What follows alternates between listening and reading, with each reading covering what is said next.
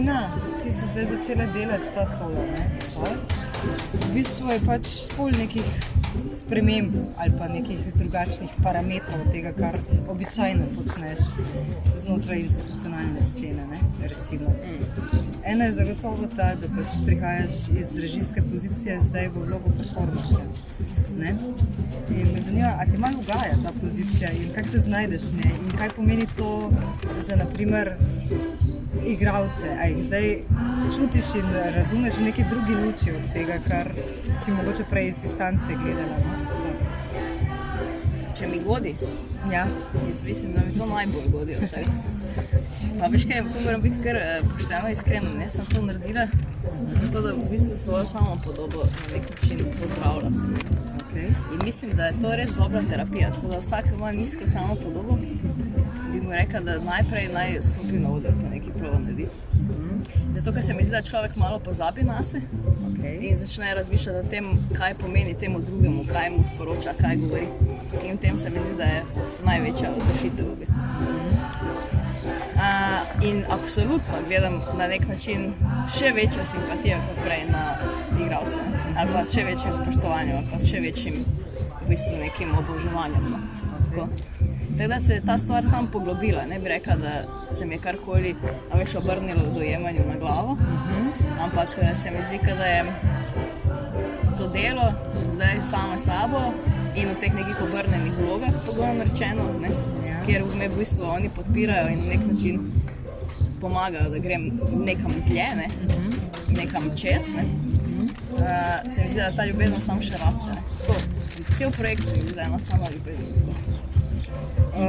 Je še ena stvar, ne, pač ful je se projekt nakazoval v tem, da boš v bistvu se ti pustila voditi zdaj strani tistih, ki jih običajno ti kot kolektiv vodiš, ne, kjer pač enostavno si ti nekako taki dinamike razporejaš, pa neke afekte pa investicije. Ampak, a se je to dejansko zgodilo zdaj? A se je zgodilo, da si se prepustila vodstvu nekoga drugega? Torej igralcem, ki so zdaj zavzeli neke vrste zunanje oko, tvojo pozicijo. A ti to zmore? Vse teže. Ne, v bistvu, ja, kak dan pa pravo ne. Ampak to je ta trening, to je to, o čemer govorim. Pač v bistvu, da zaupaš bolj sebi, torej, da ne dvomiš v sebe, ker zavračanje ali pa ne puščati se voditi je pravzaprav problem samim sabo, ne s tem, ki vodi. To je tudi dober uvid bil.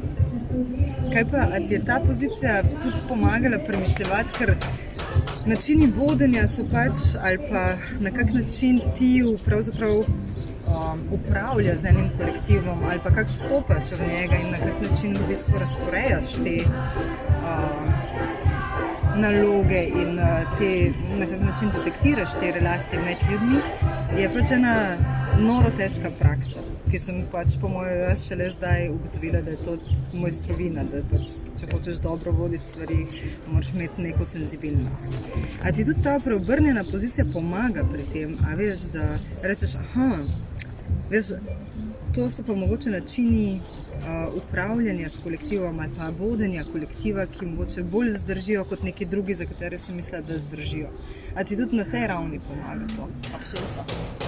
Pa predvsem zato, ker oni to ne razmišljajo strateško, ne.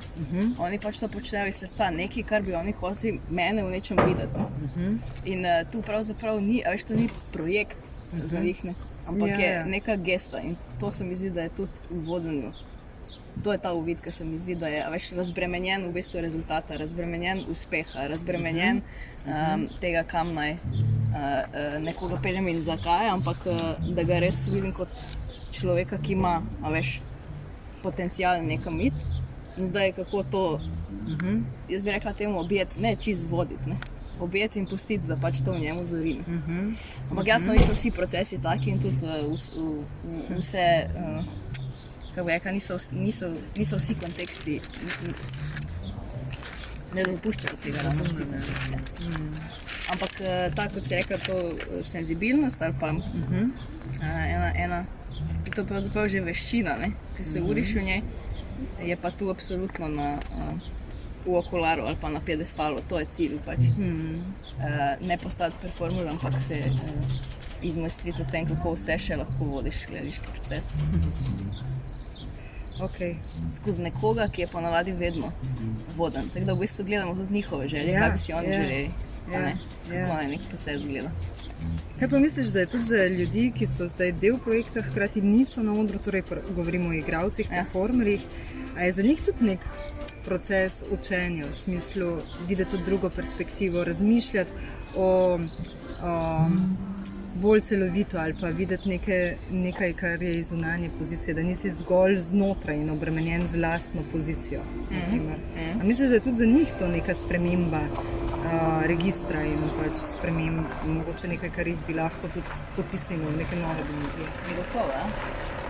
Ampak to bi mogli njih vprašati. Ja, vem. Ja. Mogoče jih pa je smiselno vprašati. Ja. To pa je še druga reč. Pač se mi zdi, da sta dve stvari, ki mene tu najbolj zanimata.